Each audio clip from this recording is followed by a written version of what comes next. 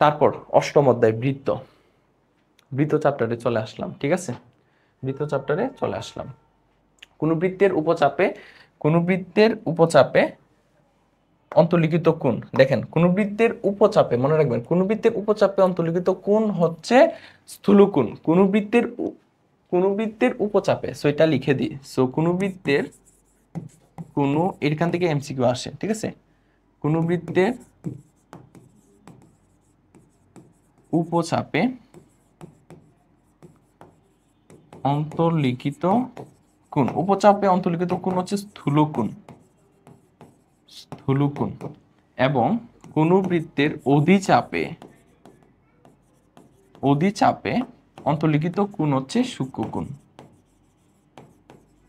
ঠিক আছে, এই লাইনটা মনে রাখবেন। কোন বৃত্তের উপচাপে অন্তর্লিখিত কোণ হচ্ছে স্থূলকোণ, স্থূলকোণ, এবং কোন বৃত্তের অধিচাপে অন্তর্লিখিত কোণ হচ্ছে সূক্ষ্মকোণ। ঠিক আছে, সো আমাকে প্রশ্ন বলছে কোন বৃত্তের উপচাপে অন্তর্লিখিত কোণ অর্থাৎ স্থূলকোণ নিচের কোনটি হওয়ার সম্ভাবনা। সো স্থূলকোণ যদি থিতা হয়, সো আমরা জানি থিতার ভ্যালুটা 90 ডিগ্রি থেকে বড় হবে, থিতার ভ্যালুটা 90 ডিগ্রি থেকে বড় হবে এবং 180 ডিগ্রি থেকে ছোট হবে। সো 90 ডিগ্রি থেকে বড় এবং 180 ডিগ্রি থেকে ছোট যে কোনটা, এটা হচ্ছে 110 ডিগ্রি। ঠিক আছে, সো এটা হচ্ছে অ্যান্সার।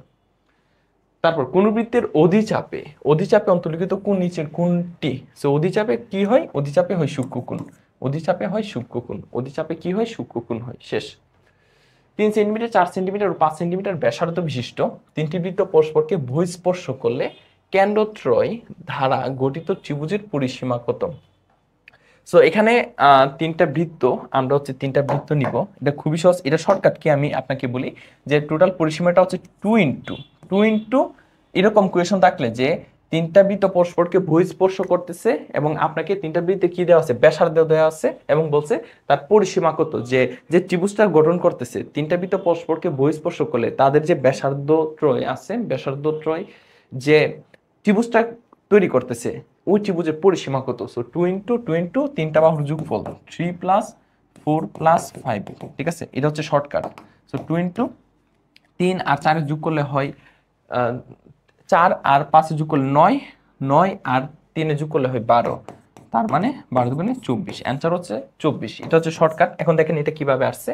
সো এই হচ্ছে 3 সেন্টিমিটার ব্যাসার্ধ বৃত্ত, এই হচ্ছে 4 সেন্টিমিটার ব্যাসার্ধ বৃত্ত এবং এই হচ্ছে আমার 5 সেন্টিমিটার ব্যাসার্ধ বিশিষ্ট বৃত্ত। সো এটা হচ্ছে 3, এটা হচ্ছে 4 এবং এটা হচ্ছে 5, এটা হচ্ছে 5। সো এগুলো এরকম ভাবে মিলিয়ে আমরা কি করি, ত্রিভুজ গঠন করতে পারি। সো এটাও 3 হয়, এটা 5, এটা 5, এটা 4। ঠিক আছে, বুঝতে পারছি। সো এটা হচ্ছে 5 5 4 4 3 3। এখন এই ভিতর যে ত্রিভুজটা গঠিত হয়েছে, ঠিক আছে, ত্রিভুজের পরিসীমা কত, তাহলে সবকটার যোগফল অর্থাৎ এই যে এই বাহুর যোগফল যোগ এই বাহুর যোগফল যোগ এই বাহুর যোগফল। সো এই বাহুর যোগফল কি হয়, 3+4 প্লাস এই বাহুর যোগফল কত, 3+5 প্লাস এই বাহুর যোগফল কত, 4+5। এবং আপনি লক্ষ্য করেন সব কয়টা দুইটা করে আছে, 3ও দুইটা, 4ও দুইটা, 5ও দুইটা। সো 2 × 3+4+5। ঠিক আছে, সো 2 × 3+4+5, সো 24 হচ্ছে অ্যান্সার, 24 হচ্ছে অ্যান্সার, 24 হচ্ছে অ্যান্সার। শেষ।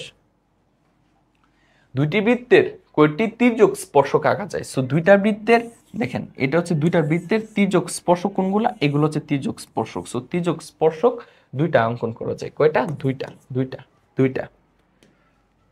সমকোণী ত্রিভুজের ক্ষেত্রে পরিকেন্দ্র ত্রিভুজের কোথায় অবস্থিত। সো সমকোণী ত্রিভুজের পরিকেন্দ্র হচ্ছে বৃত্তের অতিভুজের উপর অবস্থিত, বৃত্তের অতিভুজের উপর অবস্থিত। ঠিক আছে, বৃত্তের অতিভুজের উপর অবস্থিত, অতিভুজের উপর অবস্থিত।